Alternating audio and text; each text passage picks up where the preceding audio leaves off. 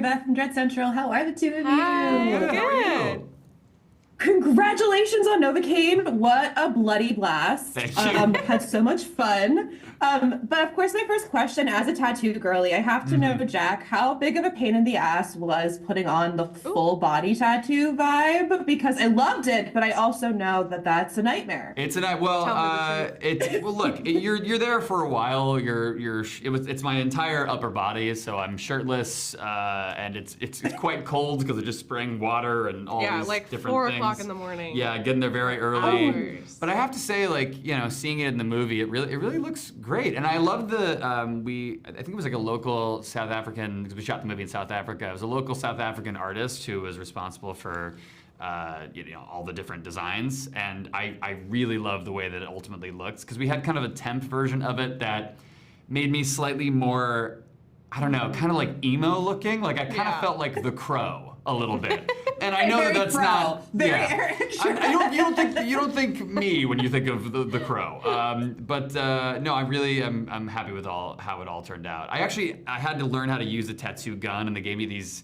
sheets of like fake skin to take home with me. You got to tattoo the fake skin. Exactly. Yeah. There's like a little. The grossest part is there's a little belly button on all the little sheets of skin. I forgot about So I'm just that. home. I'm just in my apartment. The apartment they had for me in South Africa, just like with sheets. Just like if anyone came in, they would think I was a mass murderer. It was just insane. But I'm like drawing smiley faces and He would show us photos, and I'd be like, "Cool, Cool, that's man. disgusting." That's so gross. He's Yeah. losing it in his apartment. He's losing it during the shoot. But Amber, it's so cool to see you go from being a badass in Prey to a badass in Novocaine. And I was curious, what the difference was. There any difference in preparing? I know they're very different movies, but action-wise, so different. What was it like preparing for this one versus being in a film like Prey? Worlds apart. They are worlds apart for me, which I think was what was so exciting about it. It was so fun to be able to. I've never played. A lot of my characters have always been they've been housed in these big circumstances of genre and time periods and all this kind of stuff. That this was the first character I've really played who's just very grounded and very within the world and just kind of a girl. And I think what made me like her so much is that she's afforded the layers of being complicated and being a little bit edgy and quirky and still being the girl you fall in love with at a bank. It's Sorry, you said that like that was a type.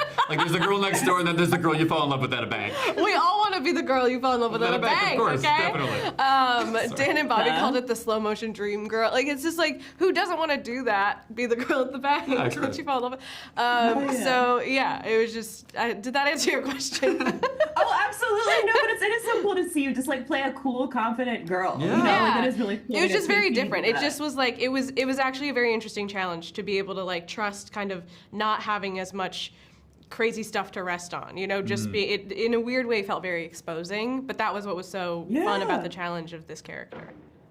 That's amazing. Well, I have to wrap, but congratulations to the two of you. You are action stars now in my heart and soul. Oh, so thank congratulations you. on Novocaine. Have a good rest of your day. Thank you. Everyone wants to be the girl you fall in love with. It's just so many Danielle from words, Showcase Cinemas. but it's a Let's term. roll, please. Next up is